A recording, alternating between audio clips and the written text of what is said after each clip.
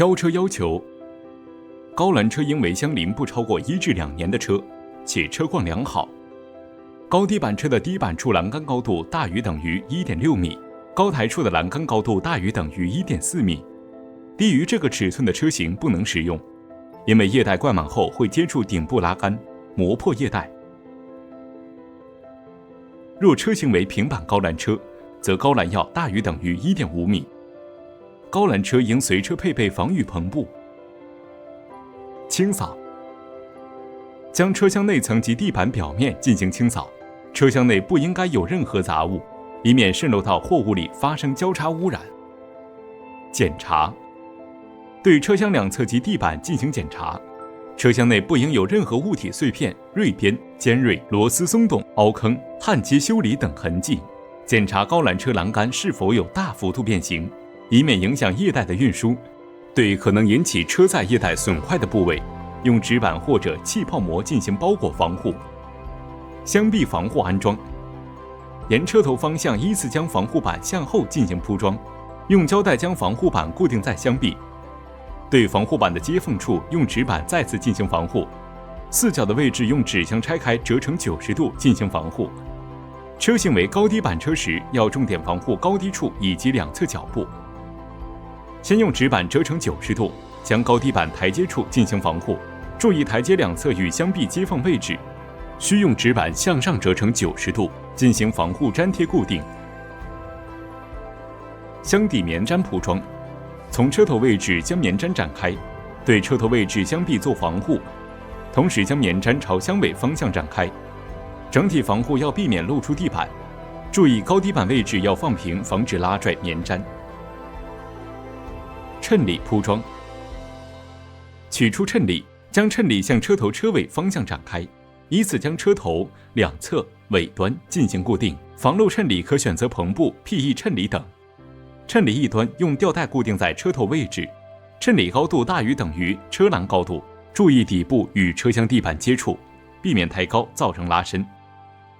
液带铺装：取出第一条车载液带，将车载液带靠近右侧箱壁向前后展开，并向车厢左侧充分展开，同时确保车载液带的中心位置与车厢的中心位置对齐，注意车头位置预留10至15厘米。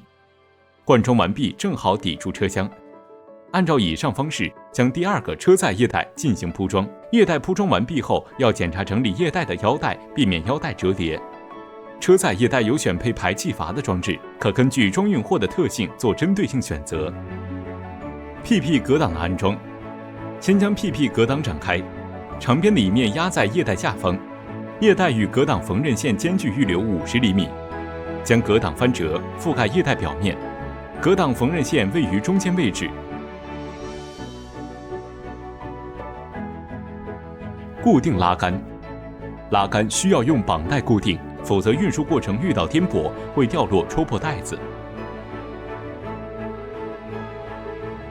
灌装：灌装时，先灌装靠近车尾端的液带，打开防护罩，拧开阀门盖，用手握紧阀门把手，打开阀门，将装货管道连接在阀门上，将快速接头2个锁扣扣紧，固定装货管道。开始灌装。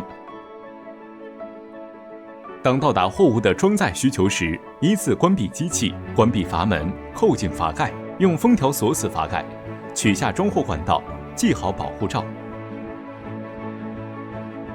篷布防护：装货完毕后，使用篷布将车辆盖好后，方可进行运输。取样：打开防护罩和阀门，将取样器插入到阀门内，另一端插入取样瓶内，用手轻轻捏压取样器，取样多少可以根据实际需求确认。取样结束后，记得保存好样品，同时关闭阀门。